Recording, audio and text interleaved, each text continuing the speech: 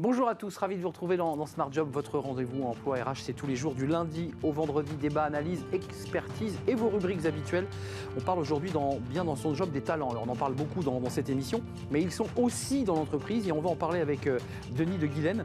Il est directeur associé du cabinet Walter Recrutement, mais aussi président d'Audity VR, Virtual Reality, réalité virtuelle, bah oui, on met des casques aux salariés, on en parlera avec lui pour trouver et découvrir leurs soft skills. Smart Philo, comme chaque semaine avec Thibaut Brière, entreprise et politique. Oui, il y a une porosité dans le monde de l'entreprise où la politique et la politique économique d'ailleurs jouent un rôle important. On en parlera avec lui, Thibaut Brière, qui est philosophe. Le cercle RH avec notre partenaire Un jeune, une solution et les entreprises s'engagent. On parlera avec Thibaut Guilluy et Jonathan Goldfarb du contrat engagement jeune. Il a été signé dès le 1er mars. La ministre était d'ailleurs à Chartres.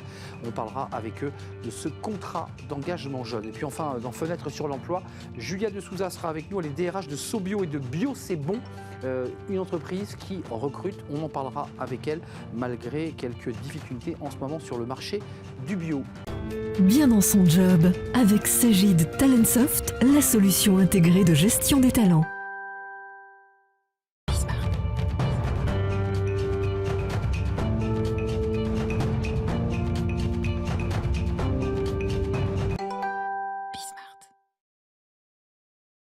Bien dans son job, avec mon invité, Denis de Guilaine, merci d'être avec nous. Vous êtes le directeur associé au cabinet Walter Recrutement et président d'Audity VR, Virtual Reality, réalité virtuelle. Vous avez fait toute votre carrière, ou presque, dans le recrutement, dans les DRH. 36 ans. 36 ans. Ce qui est intéressant, là, on va parler avec vous des talents, parce qu'on en parle beaucoup, c'est la guerre des talents, on se les arrache.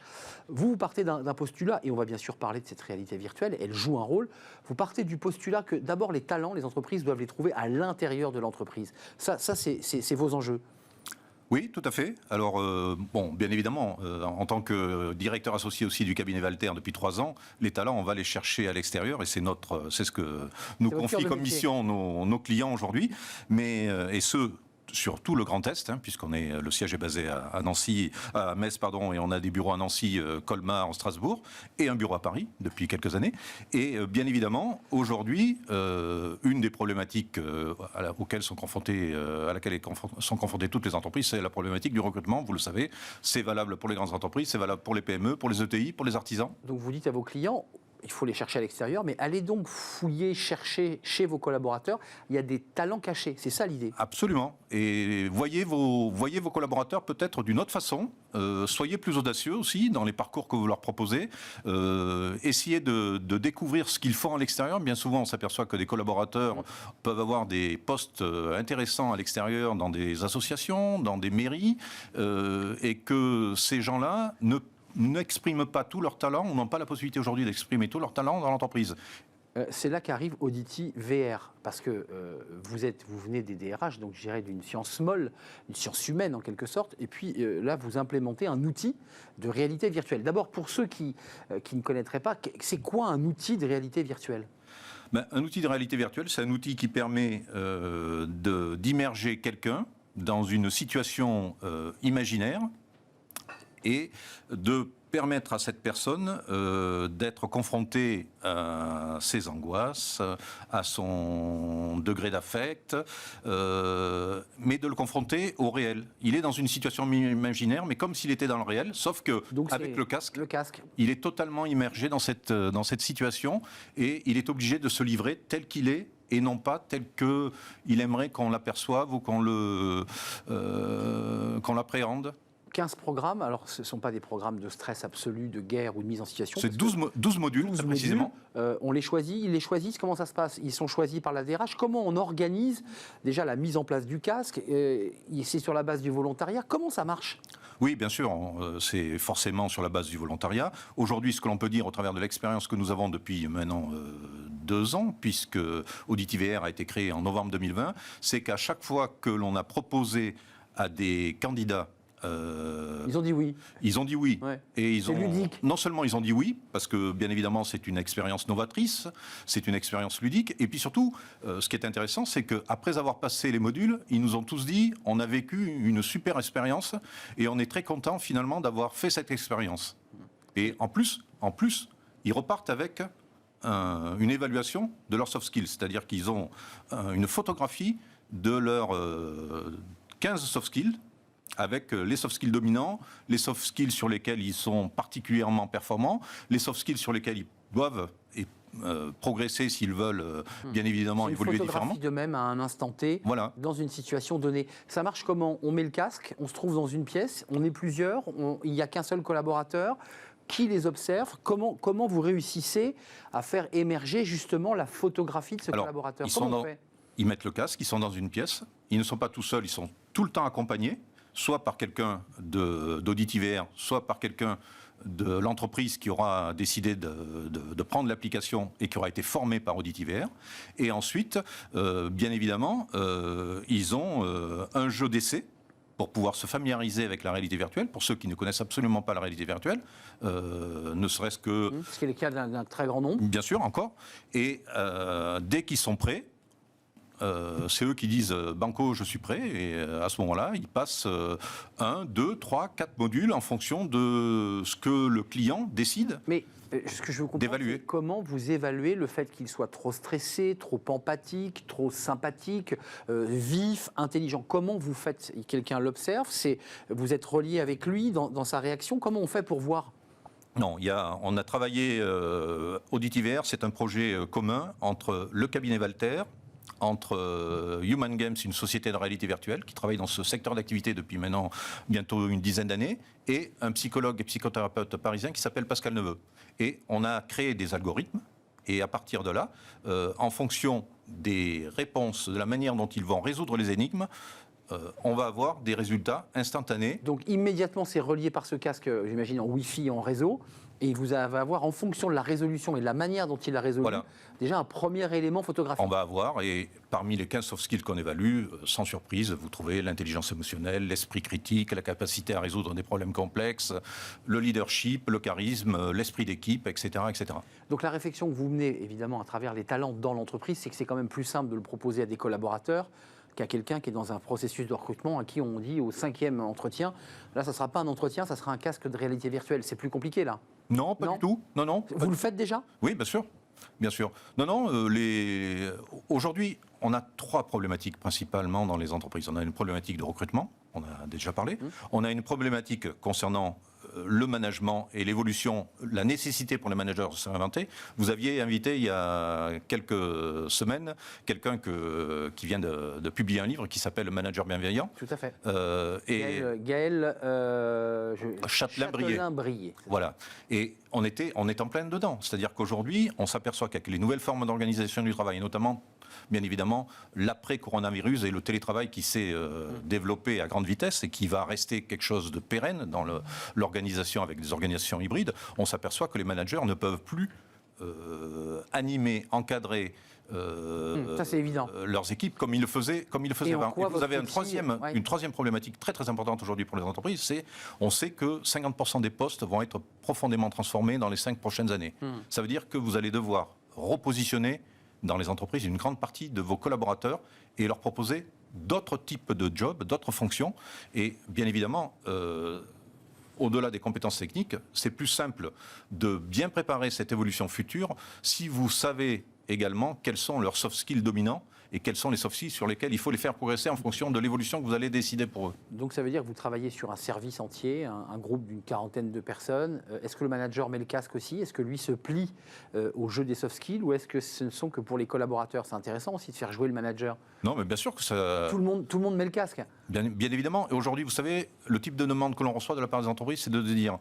Dans nos séminaires de management, où on a des journées comme ça consacrées aux managers avec un certain nombre de conférences, on aimerait intégrer votre application pour le côté ludique et pour permettre aussi, pour faire prendre conscience à nos managers qu'il faut de plus en plus qu'ils prennent en compte leurs soft skills, qu'ils travaillent là-dessus pour pouvoir demain évoluer en fonction des attentes de leurs collaborateurs. Denis de Guillen, ça veut dire qu'à l'issue de ce processus de modules, donc ils peuvent en faire 2, 3, 4, j'imagine pas les 12 en même temps. Enfin, non, on ne recommande pas les 12 en même temps. Voilà, 3 ou 4. Oui. Au bout de cette... ça dure combien de temps un module? Un module, c'est entre 1 minute, 2 minutes. C'est très très rapide. C'est très très rapide. Au bout de 15 minutes, ils ont un résultat déjà qui sort, je dirais informatique, qui leur dit voilà, tu as plutôt une émotion on situe les émotions, vous réussissez à être aussi fin que cela? Oui, et ce que l'on fait, c'est que de toute façon, on fait un débriefing, bien évidemment, avec la personne à l'issue des modules passés. Et aujourd'hui, on est en train de mettre sur pied avec une société de formation parisienne, une formation pour aider les gestionnaires de carrière ou les responsables de ressources humaines qui feront passer les tests derrière leurs collaborateurs ou à leurs candidats, de pouvoir donner et apporter aux personnes qui auront passé le test tout un tas d'informations complémentaires. Avant de nous quitter, que les choses soient bien comprises, une fois que ce casque a été mis, les modules faits et le résultat rendu, j'imagine que les DRH ont parfois des surprises, se disent tiens, cette personne-là, j'aurais jamais cru qu'elle ait ce résultat sur ce type de soft skill. C'est ça l'intérêt de votre casque, c'est qu'on révèle des attitudes, des comportements que l'entreprise n'avait pas détectés. C'est bien cela. Absolument, tout à fait. Et ce qui permet d'imaginer d'autres parcours d'évolution pour la personne. Et puis, encore une fois, je reviens sur votre Moi, je l'aurais bien mis, votre casque. Si vous l'aviez apporté, j'aurais volontiers essayé de mettre votre casque. Si vous me réinvitez, je vous l'apporte. Et évidemment, c'est tentant d'essayer le casque. Et en tout cas, je reviens juste pour votre invité du 17 février. Disait, vous l'aimez bien, Gaël. Aujourd'hui, il faut que les gens se marrent. Ouais, les jeunes ont besoin de se marrer dans les entreprises. Et aujourd'hui, ce qui est intéressant, au travers d'une application et d'un outil comme AuditiVR, c'est qu'on arrive à faire en sorte que les gens se marrent, passent un très très bon moment, et en plus, on leur apporte tout un tas d'informations. Ils se découvrent. Ils se découvrent. Ouais, une sorte de photo d'eux-mêmes, c'est évidemment assez troublant. Merci Denis de Guilaine d'être venu nous rendre visite. Directeur associé de cabinet Walter Recrutement, ça fait 3 ans, 36 ans dans les RH, et puis président d'AuditiVR. Depuis novembre 2020. Depuis novembre 2020, c'est le casque. Mais il reviendra avec le casque et on aura des images. Vous reviendrez avec des images. Avec grand plaisir. J'aimerais bien jouer au handball en réalité virtuelle. Merci de nous avoir rendu visite. Tout de suite, c'est Smart Philo avec Thibaut Brière. Restez une seconde avec moi.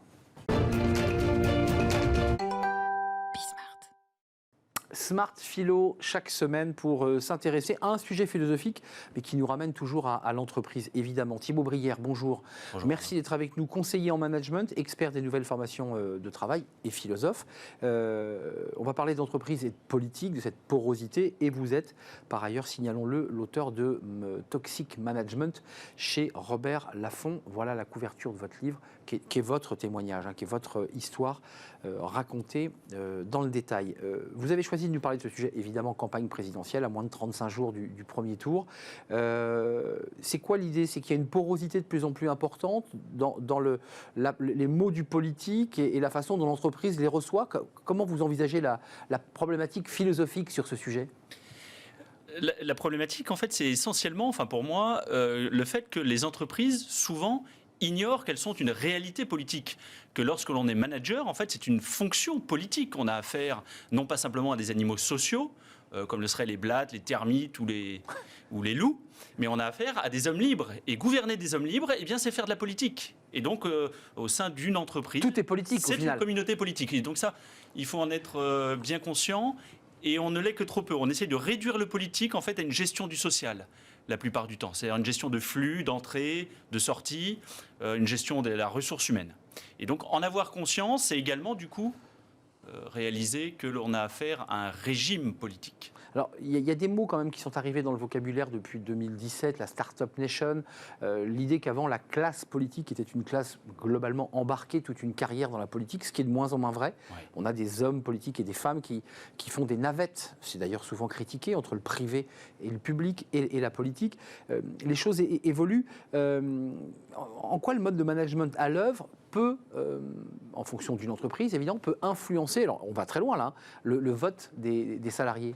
Ça a eu d'influence d'ailleurs? Alors, il y a eu des études qui ont été menées, des études très sérieuses par des personnes du CNRS dans les années 1990 qui sont parvenues à montrer qu'il y avait une corrélation, un lien direct entre le type de management, le type d'organisation du travail et, d'une part, les représentations des personnes, les opinions plus ou moins libérales, plus ou moins ouvertes à la société, au changement, et par ailleurs, récemment, donc ça c'était les études de Jorge Munoz et de Patrick Guillol dans les années 1990, c'est dans un papier publié en 1998 que ça a été montré, cette influence.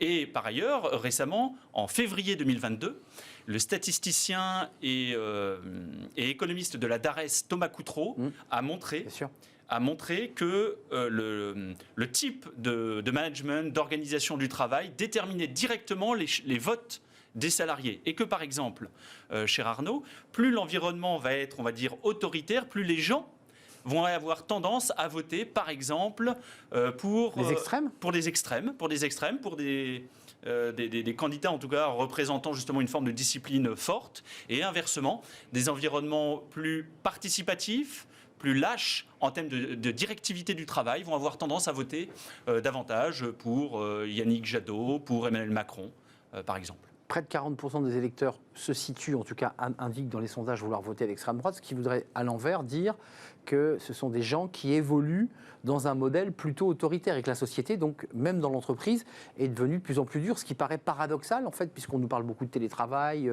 d'organisation plus souple. Il y a un décalage entre la réalité et entre le discours et la réalité. Ben oui, force est de constater effectivement que l'environnement de travail, la plupart du temps, est gouverné de manière assez directive et avec une forte présence du contrôle.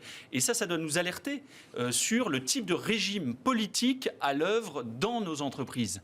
La plupart du temps, on n'est pas bien conscient du fait que lorsqu'on est salarié d'une moyenne ou d'une grande entreprise, on passe près de 70% de son temps éveillé sous un régime qui est celui du despotisme écléré. Plus ou moins éclairé, mais visiblement ça passe relativement bien.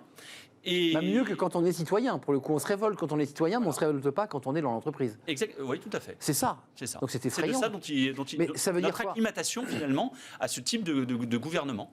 Mais ça veut dire que les citoyens, lorsqu'ils franchissent le pas de l'entreprise, s'acclimatent mieux ou acceptent mieux finalement ce despotisme éclairé ?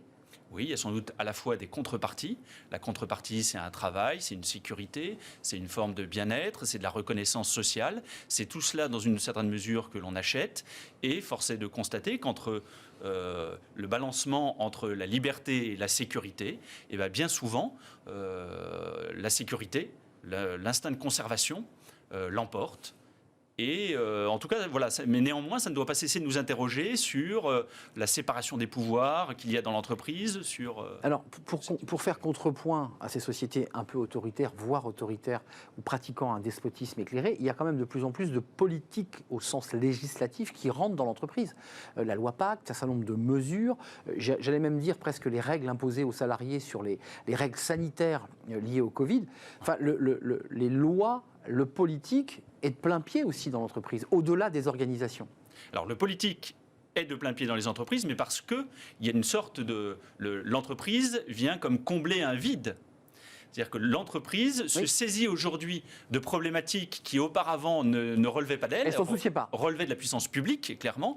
Et aujourd'hui, il y a une forme de militantisme de plus en plus actif et décomplexé, explicite de la part des entreprises, au profit de telle ou telle cause, à tel point que l'on peut se demander si on ne peut encore être salarié d'une entreprise sans prétendre faire en même temps de la philosophie ou de la politique et être simplement là pour répondre à des besoins clients. Enfin, vous nous dites une entreprise qui s'engagerait à 150% pour une cause, et si un salarié de l'entreprise considérait que cette cause n'était pas juste, il se retrouverait implicitement en situation délicate.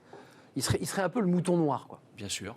Oui, Arnaud. Et ça, on le retrouve assez fortement dans le vocabulaire qui est utilisé en entreprise. On souhaite avoir des gens alignés, des gens qui adhèrent à la mission, à la raison d'être, à l'ambition de l'entreprise, à l'ambition sociétale. Et dans les évaluations, les grilles d'évaluation des collaborateurs, le plus souvent, on dit maintenant, ce qui n'était pas le cas encore il y a une vingtaine d'années, que le savoir-être, c'est-à-dire aussi l'adhésion aux valeurs de l'entreprise, prime sur le savoir-faire. C'est ce qu'on appelle les soft skills. Les soft skills, dont vous venez de parler. Dont on a parlé. Pour vous, c'est quoi ? C'est un mot dévoyé ? C'est un mot qu'on utilise à mauvais escient ? Parce que c'est toujours intéressant de savoir quelle est l'attitude d'un collaborateur. Pour une part, oui. C'est-à-dire que les soft skills en tant que tels, il n'y a pas de sujet derrière. On a besoin de collaborateurs doués d'esprit critique, etc.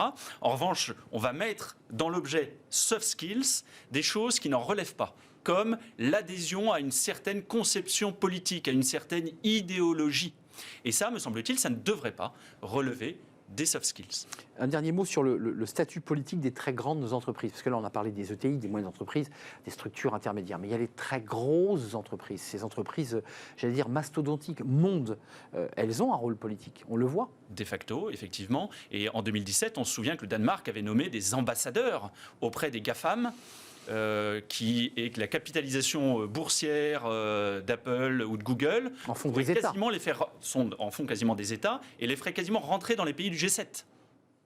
C'est absolument effarant. Et donc, elles ont, que ce soit reconnu ou pas reconnu, elles ont de facto un rôle politique. Donc, ils avaient un bureau, une ambassade avec des gardes du corps et des voitures blindées à l'intérieur de Google et de Facebook. Parce que c'est de ça dont il est question quand on parle d'un ambassadeur. Alors, je pense, en tout cas peut-être. Non, mais je souris. L'idée, c'est qu'il puisse y avoir un dialogue avec ces entreprises. Et que lorsque le représentant, par exemple, de Google est reçu à la mairie de Paris, eh bien, on déroule le tapis rouge comme si on recevait un chef d'État. C'est exact. Et il ne faut pas sous-estimer non plus, dans cette thématique, Arnaud, la capacité d'influence sur les législations, tant au niveau national qu'au niveau européen, par le lobbying des entreprises. C'est-à-dire que, dans ce que l'on vient de dire, les entreprises, dans leur rôle politique, façonnent à la fois les représentations, les opinions politiques, pour une part, de leurs membres, mais aussi leur environnement législatif. Il faut signaler le film Goliath d'ailleurs qui évoque cette question de la bataille entre le politique et des très grandes entreprises sur les pesticides. Le film Goliath, absolument, avec Pierre Ninet,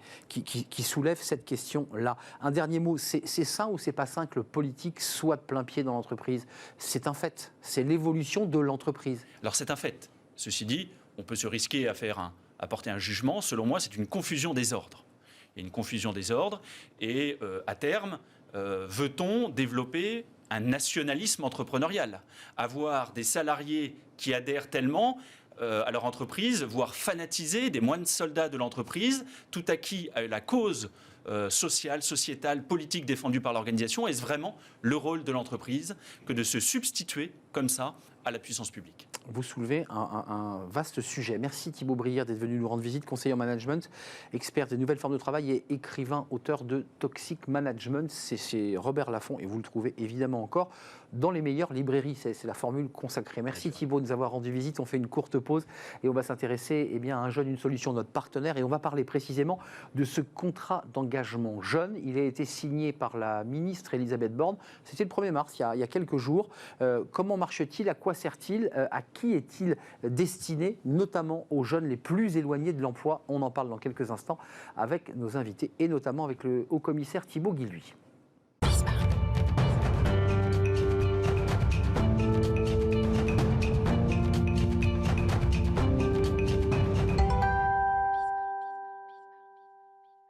Le cercle RH, notre débat quotidien. On va parler aujourd'hui avec notre partenaire Un jeune, une solution. On en parle depuis presque 6 mois maintenant de cette plateforme qui met en relation offre et demande. On va s'intéresser aujourd'hui avec mes invités à ce contrat d'engagement jeune. Alors vous l'avez peut-être vu dans les médias, la ministre du Travail, Elisabeth Borne, a signé les premiers contrats d'engagement jeune à Chartres, si je ne m'abuse, en Eure-et-Loire. On va en parler et on en parle évidemment, comme chaque mois, avec Thibaut Guilluy. Bonjour Thibaut. Bonjour. Ravi de vous accueillir. Haut commissaire à l'emploi et à l'engagement des entreprises. Vous êtes évidemment impliqué, très impliqué dans ce contrat d'engagement jeune et on parlera des entreprises parce que c'est important.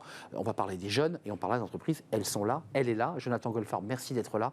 Merci d'avoir répondu à notre invitation. Vous étiez un de nos premiers invités il y a un peu plus d'1 an maintenant sur le plateau de Smart Job. Merci de revenir. Directeur recrutement, formation et projets digitaux RH de Franprix. Vous recrutez, il y a besoin de main-d'œuvre, il y a besoin de remplir les rayons, de descendre tous les produits des camions et vous avez besoin de gens aussi en community manager et dans tous les services de l'entreprise.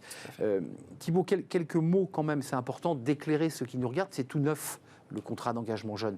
Si on le résume, et vous allez nous éclairer, c'est un contrat qui est destiné à tendre la main aux jeunes les plus éloignés de l'emploi. C'est bien ça, l'esprit du contrat d'engagement jeune.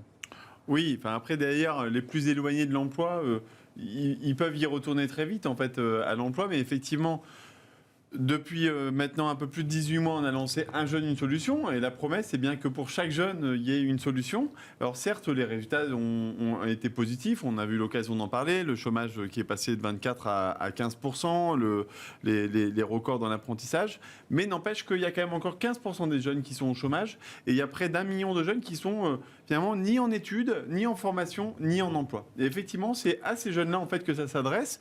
Ce contrat d'engagement, finalement, un pacte. Mais on va y revenir. C'est un pacte entre eux et nous les jeunes. Ce qu'ils nous disent, c'est faut qu'on sorte des logiques de guichet. On a besoin d'être activés et donc que tous les jours, en fait, on ait finalement un emploi du temps.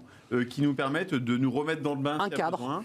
Un cadre, reprendre confiance en soi par tous les moyens possibles, des ateliers collectifs, du sport, tout ce qu'on veut, mais qui va faire que, ok, on se remet dans la confiance et puis dans l'emploi. C'est la formation, c'est la remise à niveau s'il faut, passer un permis de conduire, faire aussi un maximum d'immersion professionnelle. Très important. Trouver sa voie, trouver un emploi, c'est bon pour tout le monde.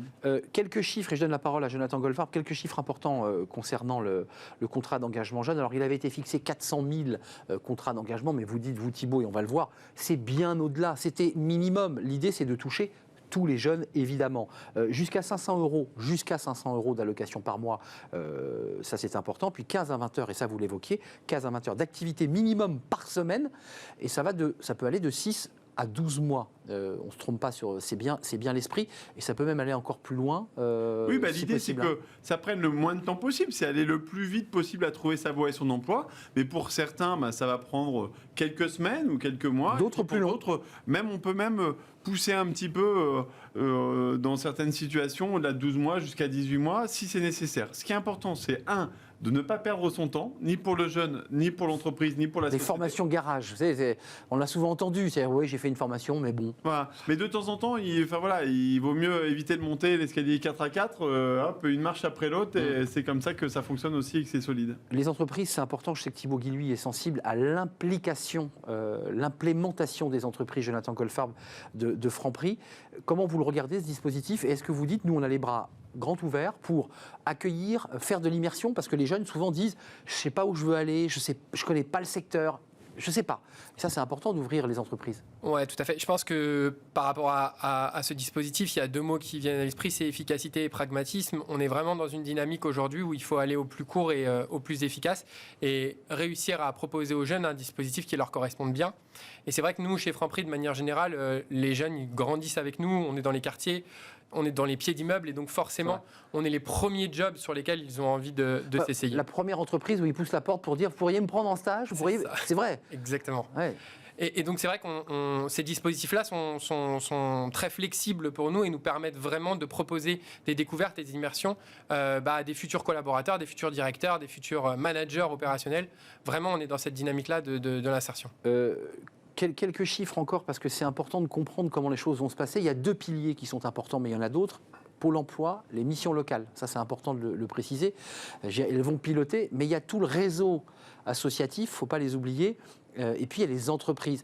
Comment tout ça va s'impliquer et se mettre en chaîne pour que cela fonctionne, parce que c'est l'enjeu. Ouais. Au-delà même des structures, mais bon, c'est vrai que évidemment Pôle emploi et missions locales sont, je dirais, un petit peu la colonne vertébrale de l'accompagnement. Mais le premier élément de la promesse du contrat d'engagement, c'est un référent unique. C'est quelqu'un qui va démarrer la relation avec le jeune et qui va le suivre jusqu'à ce que le jeune ait trouvé son autonomie et trouvé un emploi. Grâce à une application, parce que pour le coup, c'est intéressant de le dire, les jeunes sont le nez souvent sur le téléphone, ils recevront des pushs, des notifications. Tiens, t'as manqué le rendez-vous. Tiens, tu en as un. Il y a la relation humaine d'abord, et puis qui permet de rendre aussi le job en fait du conseiller plus intéressant, parce que c'est plus un guichet où on envoie un puis l'autre et puis ça passe, on ne sait pas finalement qui anonymise, Et donc du coup on a peut-être moins de jeunes à accompagner, mais par contre on va faire des points avec lui toutes les semaines, on va s'assurer que tout avance bien, que les engagements qui ont été pris sont tenus, ajuster après la composition de l'agenda, parce que pour certains il faudra plus de formation, plus de remise à niveau, plus d'expérience professionnelle. Ça, c'est pour le coup, ça doit être très personnalisé, mais qu'il y ait un référent unique, Pôle emploi, mission locale. Et ensuite, il y a plein d'attentes des jeunes et il y a plein d'opportunités. Et ce qui est important, c'est de servir un petit peu de garde aiguillage pour, si le jeune a envie de s'engager, par exemple, dans une mission d'intérêt général, vous avez le service civique et on voit que finalement... c'est une boîte à outils, en fait. Voilà, qui va faire 6 mois, 8 mois de mission d'intérêt général. Il va développer des compétences, il va développer de la motivation et il va pouvoir prendre le temps aussi de mieux se connaître pour ensuite aller dans la bonne voie. ça marche bien, et ben ça sera le service civique. Et puis pour d'autres, ils ont envie de créer leur entreprise, on va les accompagner dans leur parcours de création Il y a d'entreprise. une appétence chez beaucoup de jeunes. Près d'un jeune sur deux a envie de créer son entreprise. Donc ce qu'il faut, c'est partir du besoin, des capacités, en étant un petit peu lucide sur la situation du jeune et puis aussi sur ses ambitions. Et ensuite, poser les briques qui vont faire qu'il va se donner les moyens, lui, de réussir. Nous, on est là pour l'aider à réussir, mais c'est lui, évidemment, qui va faire son bout de chemin. Jonathan Colfarb, comment vous situez, vous, dans le développement, puisque ça fait quelques jours seulement que ce contrat d'engagement jeune a démarré. Ils sont signés, il y en a de signés tous les jours, évidemment. Ouais. Comment vous situez, vous, l'entreprise? Qu'est-ce que vous proposez aujourd'hui? Comment vous allez vous positionner? Vous allez accueillir? Vous allez attendre qu'au bout de quelques semaines de formation, vous disiez, nous, on est prêts, on les accueille, on les embauche? Comment ça va marcher? En fait, ça tombe bien parce que concomitamment à ce dispositif, nous, on ouvre énormément de magasins. On ouvre plus d'une centaine de magasins. Cécile Guillou, notre DG, l'a dit plusieurs fois.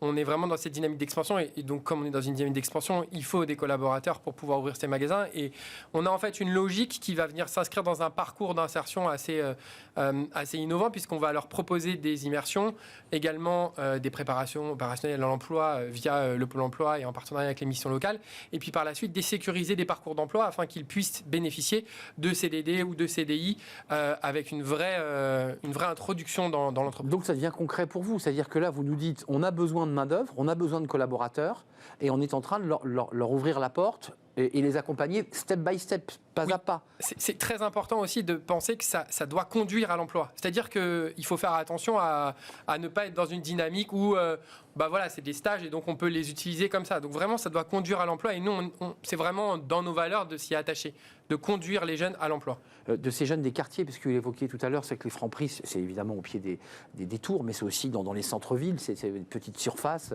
souvent avec des amplitudes horaires très larges, et c'est pratique. Il faut bien le dire. Ces jeunes des quartiers, vous dites quoi? Il ne faut pas en avoir peur? Parce qu'il y a beaucoup d'employeurs qui disent aujourd'hui, attendez, non, c'est compliqué, ils ne parlent pas bien, ils ont une sociologie très différente. Vous faites le pari de ces jeunes des quartiers aussi? Alors, d'abord, à titre personnel, moi, j'ai grandi à Vitry-sur-Seine, donc quelque part, les quartiers, j'ai grandi dedans. Donc en fait, Mais ça vous agace finalement, cette espèce de truc. Il n'y a pas à stigmatiser, je pense, les jeunes des quartiers. Aujourd'hui, finalement, nos entreprises, on est dans la distribution, on est le premier emploi de tous les jeunes, quels qu'ils soient. Et effectivement, les jeunes qui sont issus de quartiers ou alors d'ailleurs, en fait, ils sont les bienvenus chez nous. Et évidemment, l'effort qui est mis aujourd'hui sur ces zones spécifiques qu'on appelle les quartiers sensibles ou autres est importante parce que ça permet de mettre le focus sur des situations où c'est un peu trop enclavé. Donc oui, bien sûr, nous en général, on a des Franprix qui sont dans ces situations-là et l'idée, c'est de simplement... Faire travailler les jeunes de la zone. Voilà, on est d'accord, pas faire venir quelqu'un à 30 pas km. Du tout. De toute façon, on a un Franprix tous les 300 mètres dans Paris et dans les banlieues. Donc quelque part, finalement, on ne va pas aller chercher des jeunes qui se situent à 12-13 km.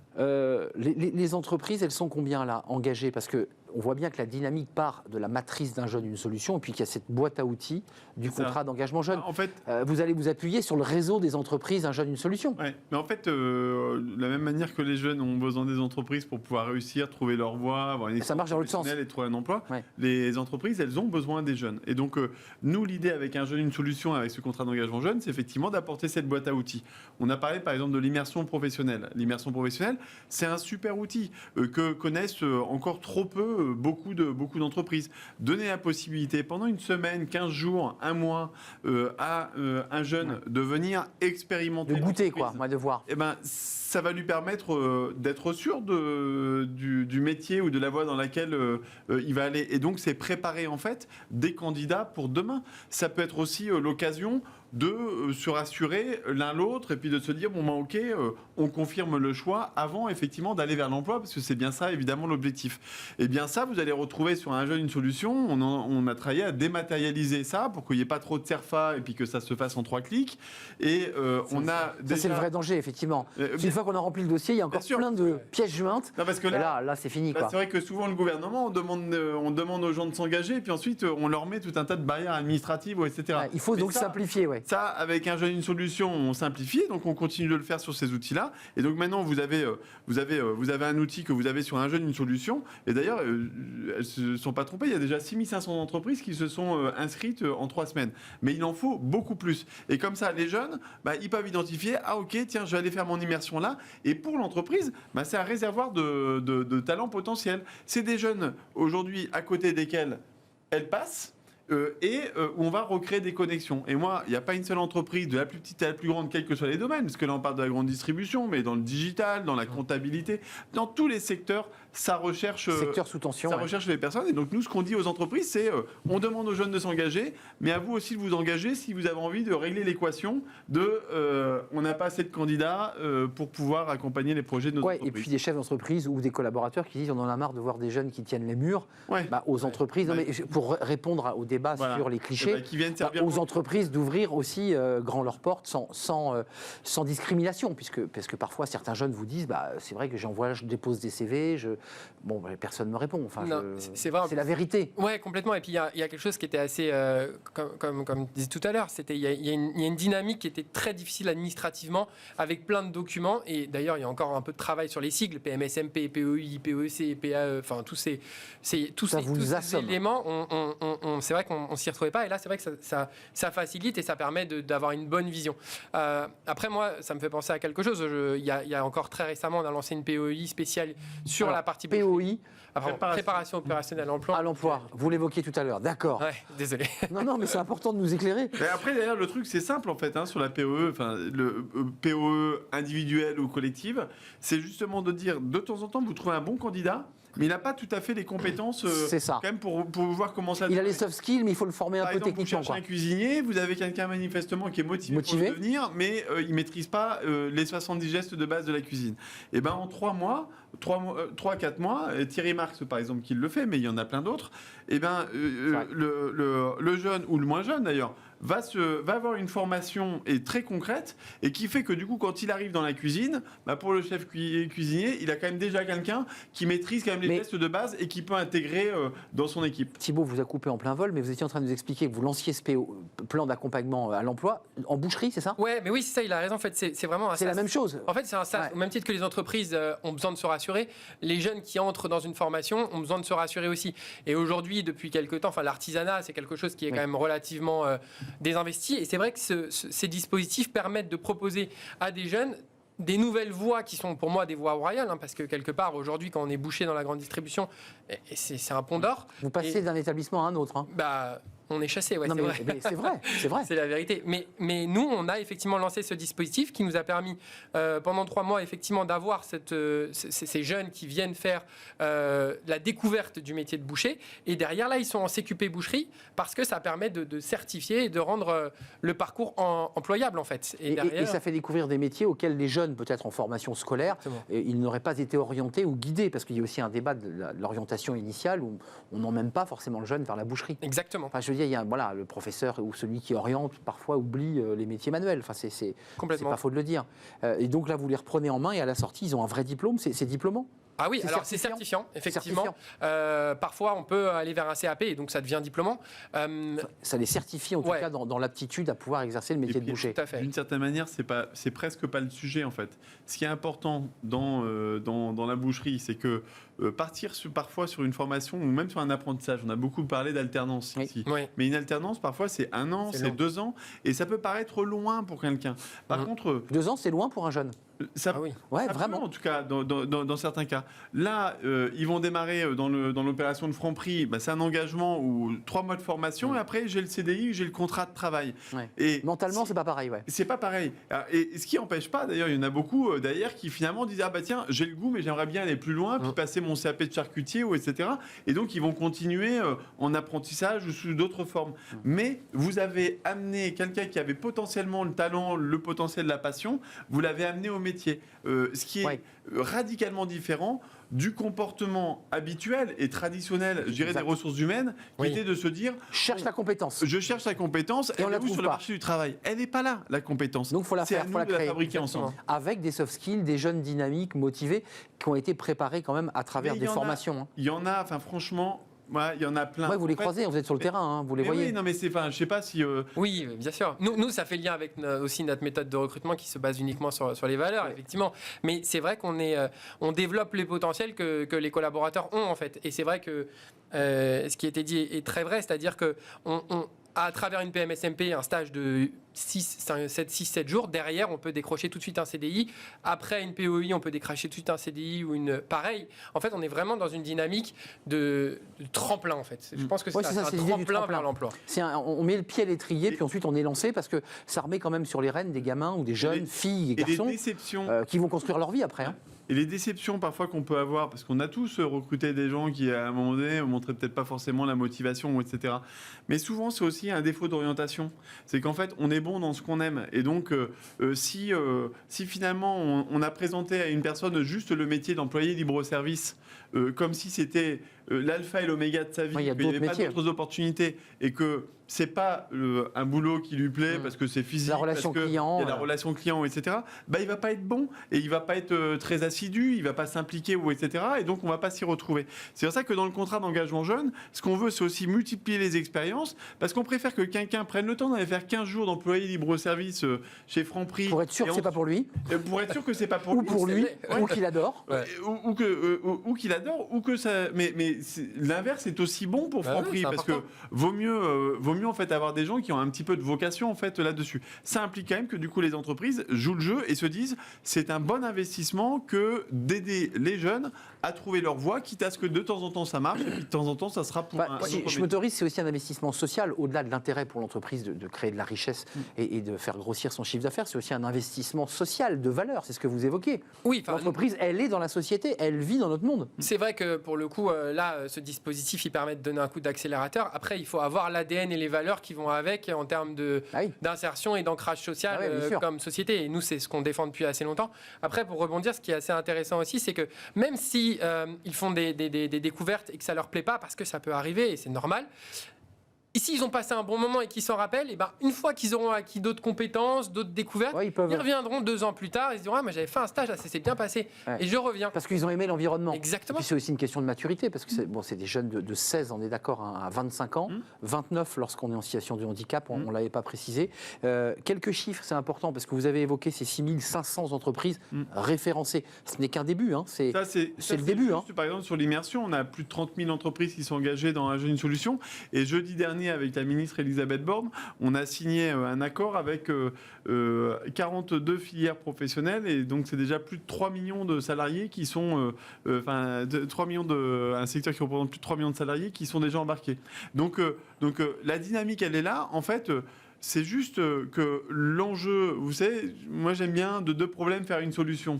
Et on a plein de jeunes qui cherchent leur voie et qui parfois ont le sentiment en fait que personne ne veut d'eux. Et d'ailleurs parce que les entreprises ont parfois la mauvaise habitude de ne pas répondre aux candidatures. Ça c'est un gros sujet aussi. Hein. Non mais c'est un vrai sujet, je pense, qui n'est pas très bon pour... pas chez nous. Ça c'est un sujet que vous traitez effectivement. Hein. L'offboarding, l'onboarding. Collectivement, il faut qu'on le travaille, parce que chaque candidature c'est humiliant. Voilà, c'est pour un jeune. Oui, complètement. Et donc, en tout cas, c'est bon pour les jeunes qui cherchent, parce qu'on en a près d'1 million quand même qui sont quand même encore en recherche. Et puis de l'autre côté, pour les entreprises, à chaque fois qu'on a fait une connexion, c'est un problème de moins, parce que c'est quand même aujourd'hui le problème numéro 1 des entreprises, c'est quand même le recrutement et la guerre des talents. Vous en êtes tout là très concrètement avant de nous quitter sur vos recrutements, parce que vous dites que vous lancez donc tous ces programmes d'accès à l'emploi. Il y a le contrat d'engagement jeune. Vous êtes très impliqué aussi sur un jeune, une solution. Qu'est-ce qui fait que vous êtes autant impliqué, d'abord, avant de me poser ma question? Qu'est-ce qui fait que votre entreprise et vous, parce qu'il y a aussi de l'appétence, on sent qu'il y a quand même de l'intérêt social sur ce sujet? Comme je disais tout à l'heure, effectivement, c'est des valeurs qu'on défend. Alors là, effectivement, on parle d'un jeune solution. Nous, on l'a fait aussi dans le cadre de la grande précarité avec Emmaüs. On a travaillé sur des partenariats. Demain, il y aura d'autres partenariats qui sont importants pour nous, parce que, en fait, le Franprix, c'est pas un magasin, c'est un repère dans le quartier, en fait. C'est vraiment... C'est le phare dans la nuit, parfois. Alors oui, quelque part, oui, c'est celui qui ouvre l'ouverture, c'est celui qu'on va quand on a des difficultés, où on va simplement échanger. C'est vraiment un repère dans le quartier, et un peu comme une maison de jeunes aussi parfois. Donc on n'essaye pas de se substituer, mais simplement d'aider avec le pouvoir qu'on peut avoir à influer sur ce côté ancrage citoyen, parce que c'est un peu notre credo en fait. Des lieux enracinés dans des espaces qui peuvent être des quartiers, mais des centres-villes de grandes villes. Vous évoquiez Paris. L'avenir, là, c'est quoi? Les premiers ont été signés, les premiers contrats. Donc ça veut dire que déjà sont engagés des sessions de formation, des jeunes qui vont suivre le parcours. On en est où là concrètement? On a lancé quelques jours. Il y a quelques jours, là je crois qu'on a signé déjà entre 15 et 20 000 contrats sur l'ensemble du territoire. Donc tous les jours, il y a quelques milliers de jeunes avec qui des contrats sont signés. Mais derrière les contrats, l'idée c'est pas de faire une politique du chiffre. L'idée c'est vraiment de s'assurer que qualitatif. Voilà, et que la promesse qu'on vient de se dire là, elle n'est pas simple quand même à assurer. Elle n'est pas simple pour le jeune de s'engager, de tenir, de s'organiser. Elle n'est pas simple pour l'institution, parce que nous, c'est quand même aussi une révolution. Enfin, Jean Basser, il en parlait, le directeur général de Pôle emploi. C'était une révolution aussi pour Pôle emploi, parce qu'en termes d'approche, on est quasiment dans du coaching au Tout quotidien. À fait. Individualisé, puisque un conseiller suivra son jeune. Exactement. Et puis c'est aussi d'organiser les services avec les entreprises, parce que s'il y a des jeunes d'un côté et pas d'entreprise avec des portes ouvertes de l'autre, ça va pas fonctionner non plus. Et donc, c'est une révolution, c'est une transformation, on y va pas à pas, mais c'est sûr que ça va bénéficier très rapidement à des dizaines et des dizaines de milliers de jeunes. Et je le dis pour fermer la parenthèse et clore l'émission, ça vous avait été reproché par certains candidats que je ne cite pas, mais la politique de l'assistanat, on est bien d'accord, on voit bien qu'à travers les 25 minutes qu'on vient de partager ensemble, on n'est pas dans l'assistanat, c'est du donnant-donnant, c'est-à-dire tu fais l'effort de venir faire ta formation, tu donnes aussi ton temps dans la discipline d'une semaine, mais en échange, nous, on te tend la main, c'est ça l'idée. Oui, non mais c'est important de l'entendre. Non mais vous avez raison, mais on a parlé par exemple du RSA jeune, c'est vrai que nous on n'est pas du tout sur la logique du RSA jeune, on est par contre sur permettre à chacun de pouvoir préparer son avenir. Bien écoutez, je pense que pour ceux qui nous écoutent, quand un jeune étudie, il prépare son avenir, il a son agenda qui est déjà bien plein, donc on accepte qu'il puisse travailler un petit peu comme job étudiant, 10 heures, 15 heures par semaine, mais pas plus. Et donc, du coup, pour pouvoir subvenir à ses besoins, payer son logement, il a une bourse. Et nous, on est dans la même logique, en fait, avec le contrat d'engagement jeune. Le jeune s'engage. Tous les jours, il se lève et il a des activités à faire pour pouvoir préparer son avenir. Mais la société... Eh bien, si il n'a pas les moyens ou ses parents sont d'origine modeste, c'est normal que la société soit là pour le moment où il est en train de préparer son avenir. Merci à vous, messieurs. Jonathan Goldfarb, je sais que vous voulez reprendre la parole. Non. Mais vous reviendrez nous parler aussi de la manière dont vous accompagnez et que vous ne ghostez pas les candidats, parce qu'il n'y a rien de plus désagréable que de ne pas recevoir de réponse quand on envoie un CV. Merci. Avec plaisir. Jonathan d'être venu, directeur recrutement, formation et projets digitaux RH de Franprix, qui accélère, vous nous l'avez dit, il y a quelques instants sur ce plateau avec beaucoup d'autres magasins, donc du recrutement. Et merci à Thibaut Guilhuy, haut commissaire à l'emploi et à l'engagement des entreprises, pour nous avoir parlé avec passion de ce contrat d'engagement jeune. C'est un vrai plaisir. On termine avec Fenêtre sur l'emploi. Tiens, on fait du retail et on parle du bio, justement, avec la DRH de Bio C'est Bon, justement.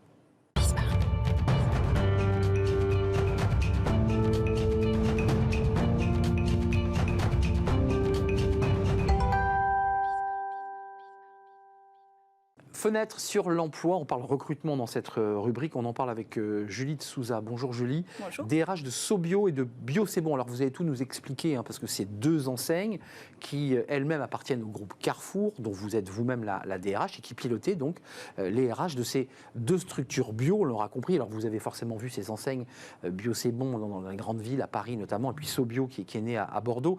Juste un tout petit mot, parce que je trouve ça toujours intéressant d'avoir des DRH et de savoir un peu d'où ils viennent. Votre parcours est quand même assez exemplaire, puisque vous avez globalement toujours travaillé dans la grande distribution, mais vous avez quand même commencé comme chef de rayon. Et à l'époque, il n'y avait pas de rayon bio, vous me le confirmez? Il n'y avait pas de rayon bio, ça n'existait pas encore. Hein. J'ai commencé il y a 12 ans en grande distribution, donc dans une ancienne concurrente, et en tant que chef de rayon. Et puis j'ai évolué au sein de cette enseigne pour être responsable aux ressources humaines. Et ensuite, j'ai quitté cette enseigne pour rejoindre Sobio en 2019. Et donc j'ai pu connaître l'entreprise familiale qui était Sobio Bordelaise donc. avant le rachat de Carrefour et ensuite la pleine expansion qu'on vit actuellement. Alors, une augmentation du nombre de collaborateurs, c'est de 260 à 1300. Vous accélérez encore. Oui. D'abord, un petit mot, parce que ça, c'est un sujet qui est dans l'actualité pour la DRH que vous êtes. Les magasins bio fonctionnent, les gens consomment du bio, mais depuis le Covid, on l'a vu, les chiffres sont nets, l'achat en vrac a considérablement baissé. Alors, comment vous faites? Comment ça se passe dans les magasins pour vous? Qu'est-ce que vous dites à vos collaborateurs? Alors là, je dirais c'est du commercial, mais ça a une implication quand même sur le chiffre d'affaires.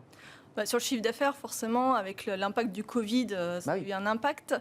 Alors, au premier confinement, on a vu les clients se rapprocher des magasins de proximité, donc ça nous a plutôt servi pour nos magasins, se rapprocher plutôt du vrac aussi. Après, le contexte sanitaire a fait que on achète un peu moins de vrac parce qu'on a peur. On ne touche pas. Oui. Exactement. Donc, il a fallu repenser un petit peu nos méthodes commerciales. Mais aujourd'hui, on voit que quand même, le vrac repart et la bio dans son ensemble...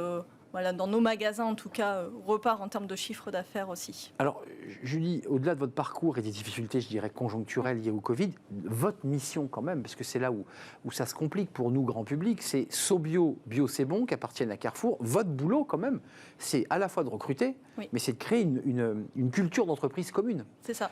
L'une est bordelaise, familiale, Bio c'est bon est parisienne. Comment on fait là? C'est quoi vos stratégies? Comment vous bâtissez une culture commune avec deux enseignes qui gardent pour l'instant leurs deux marques? Alors, on garde les deux marques. Après, les deux enseignes sont très proches, mine de rien, l'une de l'autre, avec une ADN très forte. Quand on travaille dans la bio, en tout cas nos salariés, quand ils viennent chez nous, c'est pour des valeurs. Donc, que ce soit à Sobio ou Bio c'est bon. On le sent. Exactement. Ceux qui nous accueillent dans vos magasins, c'est des gens impliqués. Tout à fait. Et c'est ce qu'on va rechercher avant tout lors du recrutement. Avant un diplôme, on va rechercher ce savoir-être, cette envie de conseiller le client, parce qu'on est des petites structures, qu'on soit à Sobio ou Bio c'est bon, on est environ 10 personnes par magasin, donc on doit créer cette proximité qui est différente à la grande distribution. Donc les deux enseignes sont quand même très proches. La différence, c'est que les Bio c'est bon sont plutôt implantés en centre-ville, alors que les Sobio sont implantés en périphérie. Plutôt dans les zones commerciales. Exactement. Zone commerciale, pas forcément, mais en périphérie des grosses métropoles. Des grandes métropoles. Il y a deux volets qui sont importants. L'un qui est lié à l'éthique, c'est les circuits courts. C'est l'idée de vous appuyer sur des agriculteurs et de travailler en local. Ça, c'est vraiment votre volonté. Il y a combien d'agriculteurs engagés dans votre réseau là? Aujourd'hui, on est à peu près à 150 producteurs locaux. Notre objectif, c'est de monter en puissance sur cette partie-là. Donc, on a créé une équipe, ce qu'on appelle sourceurs, au sein du siège, et qui sont vraiment par région. Donc, on a une équipe de 5 personnes. Et notre objectif, c'est d'aller voir les producteurs, aller les voir... les pieds dans la terre, oui. Exactement, c'est vraiment ce profil-là qu'on a chez nos sourceurs pour goûter les produits et puis ensuite référencer ces produits-là dans nos magasins. Là, vous accélérez, il y a 600 recrutements, c'est bien cela? C'est ça. Encore une fois, je vous repose la question, c'est compliqué, il y a deux enseignes. Comment on fait une culture commune avec deux enseignes? Vous dites que vous êtes très proches parce que les magasins se ressemblent un peu, la passion des collaborateurs, mais comment on crée une culture d'entreprise commune sans dire, tiens, eux, c'est les Bio c'est bon? Je ne vous cache pas, ça a été compliqué au moment du rachat, parce qu'on est passé de 260 collaborateurs à 1300 salariés. Donc, on est devenu une petite PME familiale, même pour Sobio, à un groupe. Donc, forcément, il faut qu'on raisonne autrement dans notre stratégie. Et dans son langage. Dans son langage. Donc, l'objectif, c'est d'arriver à faire ce mariage entre les deux enseignes. Et aujourd'hui, notre culture d'entreprise, c'est aussi une force pour nous d'avoir deux enseignes différentes gérées par un même groupe, parce que ça permet de créer des opportunités d'évolution pour nos salariés. Si on veut demain être mobile en région, comme aujourd'hui on a des magasins Sobio qui sont plus implantés, ça permet aussi d'avoir une mobilité pour nos collaborateurs, d'être dans des magasins plus grands et puis aussi d'évoluer sur différents statuts qui n'existent pas aujourd'hui à Bio c'est bon. Et de diversifier aussi la possibilité d'avoir dans les magasins plus de légumes, dans d'autres des rayons boucherie. J'imagine qu'il y a aussi un travail de réflexion quand même, qu'il n'y ait pas de redondance, j'imagine. Oui, on est un peu différenciant entre les deux enseignes. Sobio, on a un vrai parti pris sur tout le pôle santé, beauté chez nous avec des naturopathes. Et donc on va rechercher ces profils profils-là qu'on a un peu moins chez les bio c'est bon. Et puis aussi des personnes qui vendent tout ce qui est charcuterie, traiteur, fromage, boucherie dans les SoBio. Et bio c'est bon, on va être plus sur du rayon traditionnel. Dans une crise, excusez-moi, vous allez penser que je pars de très loin, mais comme celle qu'on traverse en Ukraine avec cette guerre et cette invasion, ça a une incidence aussi, parce que là on commence à dire qu'on va reprendre du charbon pour compenser le gaz si d'aventure les Allemands s'arrêtaient. Est-ce qu'on n'est pas en train de remettre un peu en question finalement tous les dogmes qu'on avait, la manière de se nourrir, de se dire après tout, bon, il faut faire des efforts. Est-ce que ça ne risque pas d'impacter le bio finalement ? Alors là, pour vous répondre, c'est un peu trop tôt. Ce qui est sûr, c'est que même avant qu'il y ait malheureusement cette guerre, on était déjà un petit peu impacté aussi dans les modes de consommation qui sont différentes auprès de nos clients. Vous le ressentiez ? On le ressent aujourd'hui. Le pouvoir d'achat des Français est quand même difficile aujourd'hui avec la crise sanitaire, maintenant la guerre en Ukraine. Donc il y a une vraie réflexion qu'on doit avoir au sein de notre entreprise. Avant tout pour nos collaborateurs, qu'est-ce qu'on fait pour eux au sein de notre entreprise pour valoriser le pouvoir d'achat ? Ça, c'est une vraie réflexion aujourd'hui et des choses vont être mises en place au sein de l'entreprise. Et pour nos clients, comment on se positionne au niveau des prix et de cette stratégie. Alors, je ne suis pas allé vérifier, SoBio et Bio c'est bon, groupe, on voit bien 2 enseignes. Enfin, c'est une entreprise à mission. Enfin, vous êtes sur le chemin ou pas ? Ou est-ce que vous réfléchissez à cette question-là ? Parce que vous avez la mission de nourrir convenablement avec des produits de qualité. J'allais dire le moins cher possible. C'est compliqué, ça ? C'est ça la mission ? La mission, en tout cas, notre volonté, c'est quand SoBio a été créé, notamment, c'était de rendre la bio accessible à tous. Donc ça, c'est de toujours continuer dans cette volonté-là. Et ça, le pari est gagnant, ça, de ce point de vue-là. Exactement. Après, nous, notre exigence, c'est de référencer des produits qu'on ne retrouve pas en grande distribution conventionnelle, parce que la grande distribution... Ils vous concurrencent ? Exactement, nous concurrence. Donc pourquoi venir chez nous avec chercher tel produit, avec tel label ? Et aujourd'hui, on mise vraiment sur les super labels qui fait vraiment la différence chez nous, parce qu'on refuse certains produits, certaines marques, parce qu'il y a tel composant. Et c'est à nous maintenant de le communiquer à nos clients. Oui, ça, vous avez intérêt d'ailleurs à communiquer. J'imagine que tous les collaborateurs sont aussi des ambassadeurs et des relais. Il y a eu un débat sur les carottes, je pense aux carottes, mais à tous les produits bio venus d'Espagne, mais qui sont finalement cultivés avec les mêmes conditions industrielles qu'un produit traditionnel. Ça, c'est un débat que vous soulevez finalement à travers ça. Oui, tout à fait. Après... Notre objectif, c'est d'abord de faire du français. C'est notre objectif premier, de se positionner sur ce point-là. Donc, on a vraiment, comme vous le dites, à nos collaborateurs qui soient vraiment ambassadeurs et qui comprennent pourquoi on référence tel produit, pour qu'ils l'expliquent aux clients, pourquoi on a refusé certains produits dans nos magasins que nos clients ne retrouveront pas, parce que ça ne fait pas partie de nos valeurs. Et donc ça, c'est important, je pense, de l'expliquer. Et puis, il y a un débat sur le prix et le pouvoir d'achat, vous l'évoquez. Le bio reste encore un petit peu au-dessus en termes de prix, donc c'est compliqué, il faut pouvoir le justifier. Tout à fait, exactement. 600 recrutements, il faut aller sur l'onglet SoBio et Bio c'est bon. Donc il n'y a pas un onglet commun pour l'instant. Non, et puis il n'y aura pas dans... chacun reste chez soi tout en étant dans la même entreprise. Ce sont bien 2 enseignes distinctes, parce qu'on a des candidats qui veulent travailler qu'à Bio c'est bon, parce qu'ils sont en centre-ville, ils ont... Oui, c'est pas la même sociologie. Non, et puis la culture de l'entreprise est un peu différente quand même, malgré cela, sur les 2 enseignes. Les magasins Bio c'est bon, ce sont vraiment des magasins de quartier où on va créer de la proximité avec nos clients, donc... Mais c'est pas la même chose. C'est un peu différent des magasins SoBio. Merci Julie de Souza. C'est une mission difficile que vous avez à faire, d'unir tout en gardant les identités de chacune des 2 entreprises, Bio c'est bon et SoBio. 1300 collaborateurs et bientôt 600 supplémentaires. J'imagine que les recrutements ont déjà commencé, évidemment. Merci d'être venu nous rendre visite. C'est la fin de notre émission. C'était un vrai plaisir de la partager avec vous, cette émission. Merci à Benjamin à la réalisation. Merci à Saïd pour le son. Merci à Fanny Griesmer, évidemment. Et merci à notre ami qui faisait l'accueil invité. Merci à vous, je serai là demain, évidemment. Portez-vous bien d'ici là, bye bye.